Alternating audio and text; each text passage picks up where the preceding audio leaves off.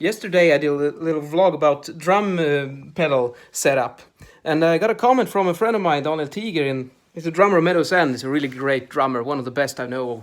And he had some really good feedback on this, which I feel I need to do some additional comments on.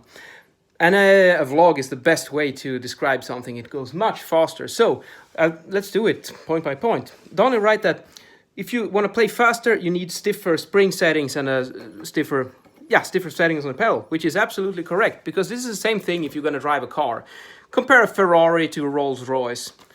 They have quite different suspension settings. I mean, if you go with a Rolls, it's soft and smooth because you're going slowly. You're like a royalty. You don't need to go fast. And thus the suspension is very soft on the Rolls-Royce. Whereas the Ferrari is like you can take it on a track day. It's stiff.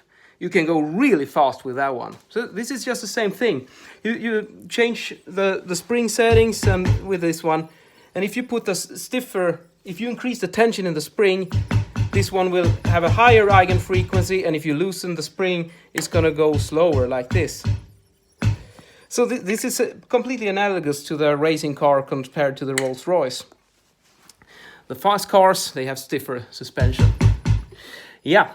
So what else do we have? Yeah, actually, I want to disagree with what you wrote there, Daniel, because if you have stiffer springs, that depends. It doesn't mean that you need to spend more energy the stiffer the spring are. That's not entirely accurate, because I'm approaching this problem as an engineer, not as a musician. I mean, I'm a pretty decent musician, but engineering, that's where I really shine. Because what we have here, this is a mechanical problem, which we can find a mathematical solution to this. And I know exactly what I want to do. I want to play Meshuggah's Bleed, 230 BPM. This corresponds to the optimal eigenfrequency of the pedal of 3.8 Hertz. So that's exactly what I've done here. I've adjusted the pedal so that we have, that's 3.8 Hertz of eigenfrequency on the pedal. And this means if I play 230 BPMs with the eigenfrequency on the pedal, we're going to get something like this. This is 230 BPMs. The pedal is actually playing itself now. It's the resonance in the pedal. I don't need to do anything. Look at this. I play with my pinky. Requires no energy at all. This is super easy. I could do this all night. Because the pedal is playing itself. I don't do anything. So this is what I do as an engineer. I want to excite this pedal at 230 BPMs using as little energy that is humanly possible. And that is by setting the eigenfrequency to 3.8 Hertz. But of course, if you want to play faster or slower than 230, then you're going to spend more energy. And let's see my checklist here. Yeah, you also wrote something about slow and steady is the correct way to practice, and I couldn't agree more. If you can't play a song at a slow tempo, you can't play it fast. You're just fooling yourself. And this is something I've always believed. You need to go slow motion and then increase slowly. And this is what I've done for the past 6 months. I think I started at maybe 40% of the original tempo just to get that tagadun dun tagadun dun tagadun dun beat, that tempo. And when you're going that slow, it doesn't matter that the settings are all messed up because you're just trying to get it in your head and your body. And one thing that's really good it makes a lot of sense when you wrote on it that some drummers, they use different setups on the left and right foot because they're often weaker in the left foot than in the right. And it's the same for me, of course. And that's probably a high probability that the previous owner of this pedal had did just that, because the left pedal had a different setting to the right, and he probably did exactly what you wrote. So now I understand why. So thank you for that one.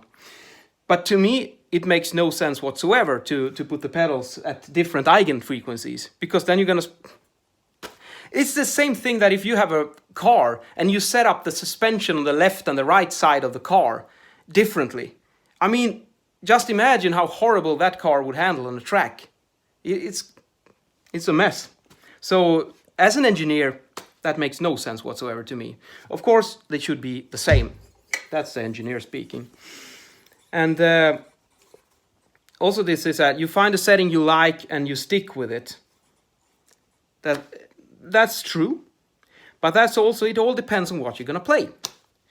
And say if you're gonna go drive off-road, the Ferrari will suck because you have a stiff suspension. Then you're gonna need like a Jeep Wrangler or something with a really soft suspension so you can go out and have fun in the in the countryside. So if you play a lot of different musical styles, it's just gonna be a big compromise, this. But what you also wrote down is that stay with the setting. That's exactly what I'm doing here. I'm playing one song for 1 year, maybe 2 years. We'll see how long it takes. I think it's hard to be more stick with the setting than that, because I know exactly what I'm gonna do. I'm gonna optimize this kit to play one single song using as little energy as possible. And now I got the bass pedal nailed.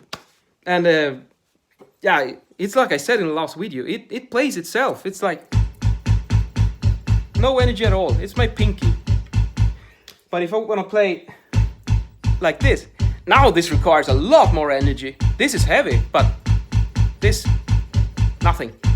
It's easy. And this is the beauty of physics, my friends.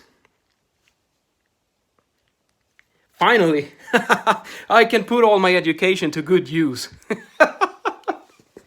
I love it. Have a nice evening.